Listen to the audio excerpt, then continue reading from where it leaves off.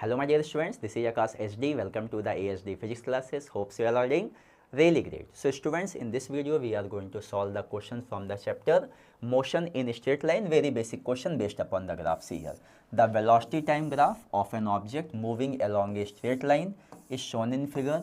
What is the distance covered by the object between 0 to 4 seconds? Okay, so this is 0 second, this is 4 second, and this is which graph is there? Velocity time graph is there. Okay, so whenever any graph is there, we have to decide whether we have to calculate the slope or we have to calculate the area. For that, sometimes mathematical formula or sometimes units also help us a lot. Okay, see how I'm telling you. So here students, you know very well.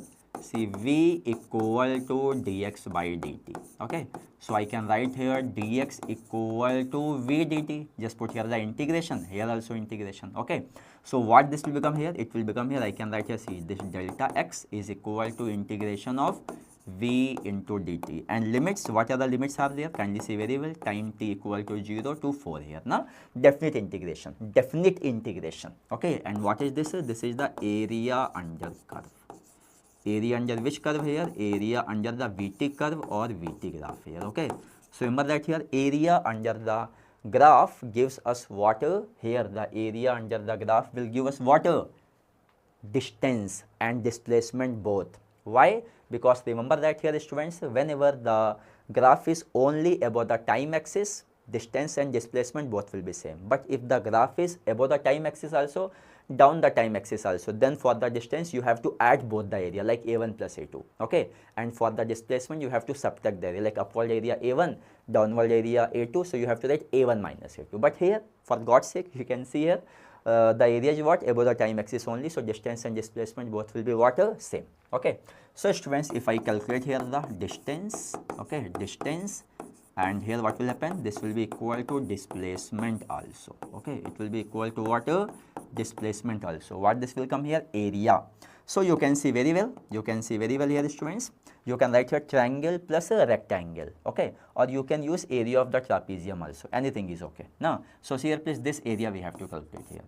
I will just use the formula of the trapezium directly, very common also. So see here, let's take here this side length, horizontal is the, let's take here A, this horizontal is B, and distance between these two parallel sides is h. In trapezium, two sides parallel, two sides anti-parallel. Okay, so in this situation what will happen? That here, remember that here this area is given here. Maybe some of you know the formula also, half a plus b into h. This is the area here. Okay, so here what will happen? That here, kindly see here, half, this side how much is given here? See, this one 2 to 4, that means this is here 4 minus 2, 2. What is given here? See this one here, students. Some mistake is here. Why mistake is happening? See here, please students. Now we have to take here the this one here, this total. Now this total we have to take. So this is 4, and this is how much here? This is 2, and distance between these two parallel sides how much here? See here, this is 0 to 10. That means this is 10 here. Okay, so just use the formula half. It will become here 4 plus 2 into 10 here. So it will become here what? Half into 6 into 10. Very easily 30. But now matters what is the unit. You know very well the unit of the area is meter square. That we used to mug up. But here what will happen? That here is not the case, because whenever you are calculating the area, you have to multiply the unit of y-axis and multiply the unit of x-axis. Okay, here what is the unit? Meter per second. Here what is the unit? Second. So what this will become here? Meter per second into second. Okay, and this second and second will cancel out, and here it will come here the 30 meter here. Okay, so which option is correct here?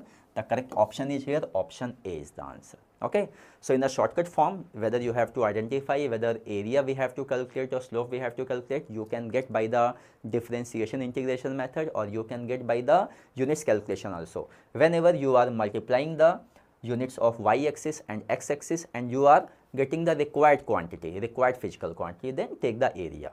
And when you are dividing the unit of y-axis and x-axis, then you are getting the required quantity. That means in that situation you have to see the slope. That means differentiation is valid. Okay, so students, I hope so this basic video is very clear to you. Keep studying, keep growing.